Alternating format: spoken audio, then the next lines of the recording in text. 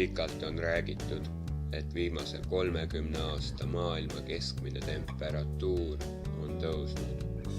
Prognoositakse ka, mis tagajärgi see tuua võib. Kuna Eesti ja Tartu asuvad küllaltki sisemaal, siis ei pruugi me kliimamuutuste tagajärgi niipea näha.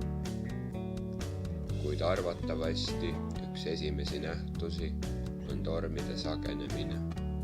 Kuna Atlandilt tulevad tsüklonid omavad rohkem energiat ning seeläbi on ka tsüklonid märksa võimsamad ning ulatuvad rohkem ka meieni. Üks selline näide on eelmisest nädalast, mis paljusi inimesi ehmatada võis. Tormide sagenemine nõuab aga mõningaid muudatusi meie elus ning eriti linna planeerimises. Nimelt tuleb hoolt kanda, et tänavate ääres ei oleks vanu ja suuri puid, mis autodele ohtlikeks võivad osutuda.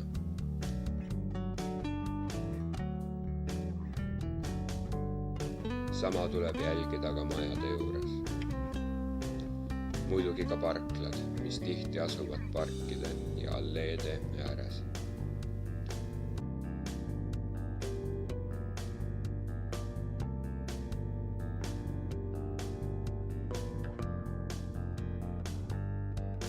Lisaks võivad suured tormituuled kahjustada hooneid, rebides ära katuseid ning purustades aknaid. Tormide ajal peavad kõrgendatud julgeolekus olema nii päästeteenistus, kiirabi, politsei kui ka muude teenitavate valdkondade esindajad.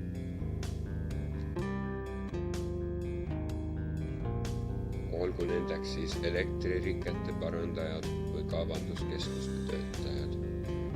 Tormide sagenemine on kindlasti midagi, mis meie eludes mõningaid muudatusi ette toob.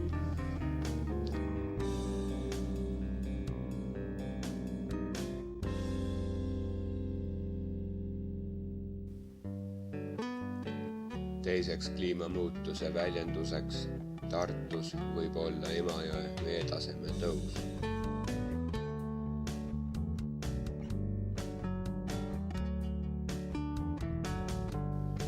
Ohustatud on ennekõike hooned, mis on jõe kaldale või kalda lähedale ehitatud.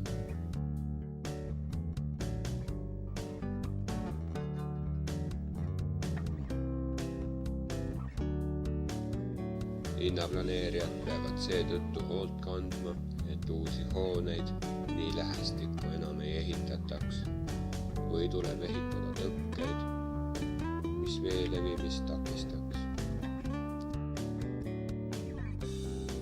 Üheks kliimamuutuse tagajärjeks võibki olla see, et sellist vaatepilti me enam ei näe ning inimesed käivad uisutamas tehisjääväljadel. Jäätumisega on seotud ka parkide käitumine. Kui jõgi püsib kauem ilma jäät, siis pardid ei lendagi lõunamaale ning jäävad talvituma siiasamm. Lõpuks muutuvad nad sõltuvateks inimestest. Aga samas võib kõik minna ka vastupidi ning meie kliima võib muutuda märksa külmem, kui see praegu on. Nimelt on palju räägitud, et kliimamuutuste tagajärjel võib Euroopale Mehhiko lahes sooja vett kandev golfihoovus seiskuda. Hoovus, tänu millele meie kliima just nii mahe ja meeldiv on. Golfihoovuse seiskumine mõjutaks suuresti kogu Euroopat, selle ökosüsteeme kui ka inimesi. Seega ei näeks me enam nii ilusaid vaateid Anne kanali äärest ning tartlased peavad endale leidma uusi kohti, kus veemõnusi nautida.